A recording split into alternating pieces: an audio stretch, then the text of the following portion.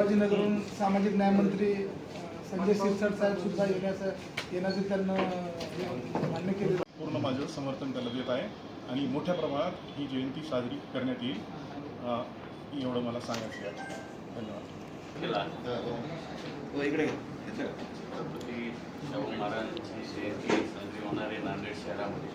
हे ऐतिहासिक मी भीम जयंतीच्या कार्यक्रमांना सहकार्य असते यांच्या चांगल्या कार्यक्रमाला कुठल्याही नांदेड शहरामध्ये त्या कार्यक्रमाला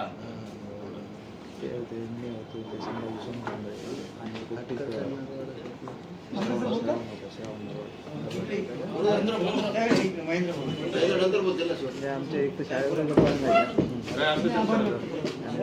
शिवाजीनगर ऑफिस.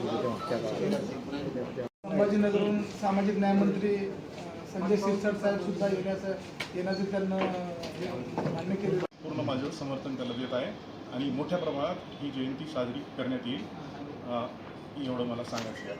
धन्यवाद. छत्रपती शाहू महाराजांची जयंती साजरी होणार आहे नांदेड शहरामध्ये. हे ऐतिहासिक मी भीम जयंतीच्या कार्यक्रमांना सहकार्य असते यांच्या चांगल्या कार्यक्रमाला कुठल्याही नांदेड शहरामध्ये त्या कार्यक्रमाला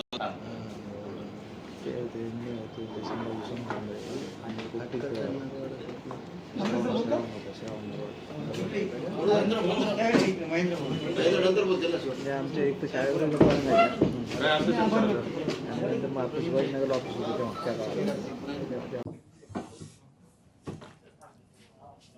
राजर्षी शाहू महाराजांची जी जयंती उत्सव आपण साजरा करणार आहे त्याबद्दल काय माहिती द्याल?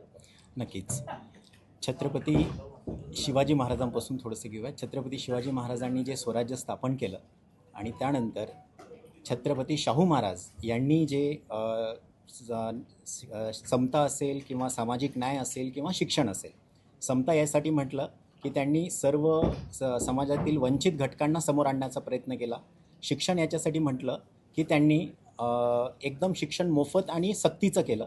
आणि सामाजिक न्याय याच्यासाठी म्हटलं की त्यांनी बाबासाहेबांनी जे संविधानाद्वारे सगळ्यांना मूलभूत अधिकार दिले त्यांची पायमल्ली मी सांगतील की 1902 साली त्यांनी 50% आरक्षण हे कोल्हापूर संस्थेमध्ये मागासवर्गीयांसाठी ठेवलं.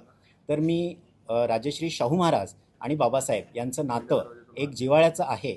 या धागा पकडून जे फुले शाहू आंबेडकर मेमोरियल ट्रस्टमार्फत इतका ऐतिहासिक सोहळा पार पाडणार आहेत, त्या ऐतिहासिक सोहळ्यासाठी सर्व नांदेडकरच नाही तर महाराष्ट्रातून जनता यावी आणि या ऐतिहासिक सोहळ्याचे एक साक्षीदार व्हावेत असं मी विनंती करतो.